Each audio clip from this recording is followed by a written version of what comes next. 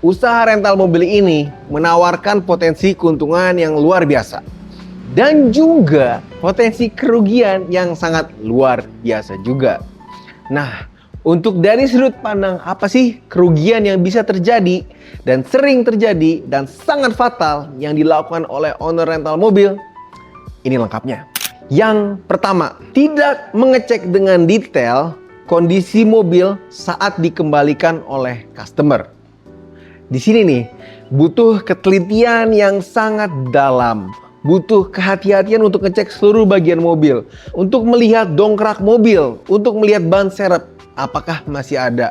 Ataukah ternyata diganti oleh customer yang nakal? Kadang-kadang customer bilang mobilnya dikembalikan dalam keadaan mulus. Tapi ternyata saat kita cek, itu ada baret yang lumayan dalam ataupun penyok. Dan itu kalau tidak tercek, itu bisa jadi ngumpul semua nih, baret sini, baret situ, baret sini, penyok sini, penyok situ. Akhirnya mobil jadi berantakan kelihatannya. Sangat-sangat jelek. Dan ketika kita ingin masukin ke asuransi atau ke body repair, itu antara membutuhkan waktu yang panjang bila di asuransi ataupun membutuhkan biaya untuk perbaikan body repair mobil tersebut. Kalau ini level kerugiannya masih oke lah, masih bisa dari, kalau nggak kelihatan kan artinya masih kecil-kecil ya. Itu bisa jadi sekitar 500 sampai 2 juta rupiah aja kerugiannya kalau nggak dicek dengan detail mobil saat dikembalikan oleh customer. Kemudian yang kedua, kita langsung aja ke yang paling besar kerugiannya. Ini kerugiannya bisa buat start dari 100 juta sampai dengan 1,5 miliar. Tergantung mobilnya. Apa nih kerugian yang bisa segede gitu? Yaitu kalau kamu memberikan mobil lepas kunci ke semua orang. Bener-bener ke semua orang, siapapun dikasih. Nah, ini fatal banget. Kalau untuk pasar Indonesia, untuk pasar domestik, kita nggak bisa sampai saat ini ya, kita pelaku di industri ini, kita belum bisa memberikan ke semua orang. Meskipun dengan kondisi KTP dan SIM A-nya aktif, itu kita jangan kasih ke semua orang.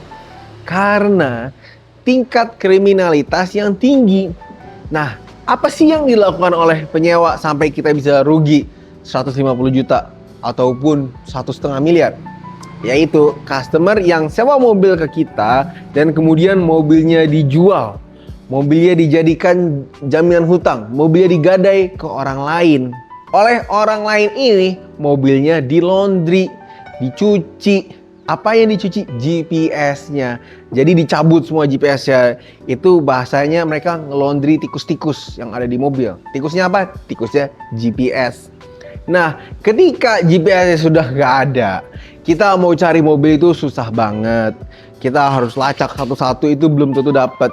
Dan kalau paling parahnya adalah mobil hilang gitu aja. Kita cuman kasih mobil itu dengan STNK-nya, tapi mobil bisa hilang. Banyak sekali di Facebook orang yang mau beli mobil STNK only atau mobil sebelahan aja. Dan ini bisa bikin lo, kalau lo sebagai owner rental mobil, rugi dari 150 juta sampai 1,5 miliar. Tergantung mobil apa yang dihilang. Itu kan harga satu mobil minimal 150 juta ya, second ya. Ini langsung kita, poin kedua ini langsung kerugian yang paling besar. Oke. Nextnya, tidak melakukan perawatan rutin mobil. Saya sudah pernah ngobrol dengan teman di usaha rental dan dia lupa untuk servis mobilnya. Sampai waktu itu terlewat 18.000 km. Dan apa yang terjadi kepada mobilnya ketika olinya tidak dilihat, tidak diganti? Yang terjadi adalah mesinnya ngejam, mesinnya macet, pistonnya nggak bisa naik turun, dia bener-bener stuck. Itu mahal banget, itu bisa sampai 40 juta, 50 juta untuk turun mesin, bongkar mesinnya, dibersihin semuanya, dibubut ulang. Wah, itu PR banget kalau kita lupa melakukan perawatan rutin di unit-unit di armada kita. Belum lagi bukan hanya soal mesin, di kondisi rem pun apabila kampas rem tidak diganti pada saat waktunya, yang terjadi adalah dudukan kampas remnya akan beradu dengan piringan rem yang ada di ban. Sehingga itu sama-sama besi. Besi ketemu besi, itu saling ngalahin. Tapi yang akan kalah duluan adalah cakramnya. Jadi cakramnya akan habis, akan haus. Dan biaya penggantian cakram rem ini jauh lebih mahal dibanding harus mengganti kampas rem. Ya sebetulnya kita masih punya kesempatan ya untuk ngebubut kampas remnya apabila belum terlalu tipis. Tapi batas bubut pun hanya 2 kali. Kalau kita udah lupa ganti kampas rem, terus lupa lagi yang ketiga, wah ini gimana sih orang kok lupa mulu ganti kampas rem? Nah itu sangat penting lah. Kenapa kita harus selalu menjaga perawatan mobil? Kalau bisa tuh dicatat tuh setiap berapa kilometer, dicek kondisi mobil tuh berapa kilometer, sehingga servis itu bisa tetap terjaga. Dan yang keempat adalah kesalahan fatal nih dan bisa bikin rugi adalah membiarkan mobil dengan kondisi banyak lecet dan banyak penyok, bahkan sampai berkarat. Nah ini gimana ya? Bodi mobil, fisik mobil itu kan, itu sebetulnya representasi dari kondisi rental mobil ya. Apakah mobilnya dirawat, apakah ketika ada baret, ketika ada penyok itu langsung dibenerin atau enggak. Saya bisa memberikan contoh bagus ya, itu seperti Bluebird ya. Saya yakin teman-teman pasti nggak pernah lihat Bluebird yang penyok di jalan ataupun ada baretnya. Ini contoh perusahaan yang menjalankan ini dengan sangat baik ya, sehingga menjaga reputasinya juga. Bluebird ini kalau mobil rusak pasti langsung pulang, langsung dibenerin. Nggak bisa dia di kondisi jalan itu banyak penyoknya, banyak baretnya. Karena itu representasi dari Bluebird sendiri. Itu bagian dari citranya Bluebird. Nah kalau kita sebagai rental mobil, kita juga tidak melakukan hal yang sama atau mirip, atau justru membiarkan mobil itu penuh dengan penyok, penuh dengan baret. Wah itu kacau. Itu kan jadi kelihatan ini gimana sih rental. Itu bikin reputasinya hancur. Ini tidak bisa dinilai dengan kerugian rupiah. Tapi yang kehilangan adalah trust-nya. Adalah rasa kepercayaan orang terhadap brand rental mobil yang kamu jalankan. Jadi pastikan ya, untuk body repair itu selalu dilakukan setiap ada penyok atau baret sedikit-sedikit. Yang terakhir, ini kesalahan fatal. Itu ada beberapa rental mobil yang saya kenal pun itu tidak memberikan pelayanan yang bagus kepada customer. Alias mereka memberikan pelayanan yang sangat buruk kepada customernya. Ketika customer datang itu dibiarkan, terus galak banget, terus kayak seolah-olah semua orang yang mau sewa mobil lepas kunci itu pengen bawa kabur mobilnya, itu pengen ngegadein mobilnya, itu pengen jual putus mobilnya.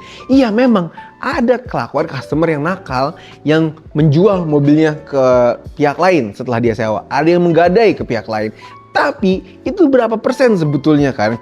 Itu dari total seluruh customer Osborne yang pernah bermasalah seperti itu mungkin sangat kecil sekali, hanya 1-2% saja. Nah jadi ketika kita justru galak, kita mempertanyakan ini mobil mau dibawa kemana, ini mau kemana, mau digadai ya, mau dijual, itu justru kan orang merasa nggak nyaman. Jadi kita tetap saja harus memberikan pelayanan yang terbaik kepada semua customer yang ada, sehingga mereka merasa nyaman, pengen balik lagi. Kalau kita memberikan pelayanan yang buruk, ya tentu saja customer nggak balik lagi. Sehingga kita tidak bisa sama ratakan semua customer itu jahat, karena kalau kita melakukan seperti itu justru kita yang akan bisa jatuh. Jadi kita ambil kesimpulannya, yang pertama itu tidak mengecek kondisi mobil saat mobil dikembalikan customer, kemudian memberikan mobil secara lepas kunci ke semua orang, terus tidak melakukan perawatan rutin mobil, membiarkan mobil dengan kondisi banyak baret dan lecet dan penyok, dan yang terakhir adalah memberikan pelayanan yang buruk kepada customer. Oke, semoga ilmu dan pengetahuan ini bisa bermanfaat kepada segenap pengusaha rental mobil di seluruh Indonesia, dan semoga sukses selalu. Dadah.